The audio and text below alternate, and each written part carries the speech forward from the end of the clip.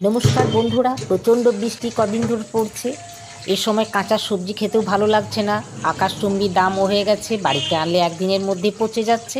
তাই ঠিক করলাম 1 কেজি ওজনের একটা বড় কাতলা মাছ নিয়ে এসে মাছের মাথাটা বেশ ভালো করে ধুয়ে আমি রেখে দিলাম। আমি কালকে এটা বানাবো মাছের মাথা দিয়ে পোলাও। আর আজকে মাছ ভাজাটা এখন খাই গরম গরম। ভালো করে হলুদ দিয়ে দিলাম, লবণ আমি দিলাম না, কড়াই বসালাম, সর্ষের তেল দিলাম, কতকগুলো কাঁচা লঙ্কা ভেজে নিলাম। এই কাঁচা লঙ্কা ভাজা দিয়ে মাছ ভাজা খেতে অসাধারণ।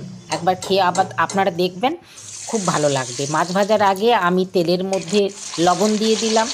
যেহেতু মাছে আমি লবণ দিইনি, কারণ কিছু মাছ আমাকে ফ্রিজে রেখে দিতে হবে, তাই আমি লবণ দিয়ে মাখলাম না। সেই জন্য আমি তেলে লবণ দিলাম, ওপর থেকে কাশ্মীরি লঙ্কা দিয়ে দিলাম আর চাট মশলা। এই দুটো দিয়ে দেবেন, কি ভালো লাগবে দেখবেন। দেখুন, একদিকটা হয়ে গেলে আরেক দিকটা পাল্টে দেবো। অসাধারণ লাগবে এই মুচমুচে মাছ ভাজা। এই বৃষ্টির সময় আপনার খুব ভালো লাগবে, একবার তো খেতেই হবে।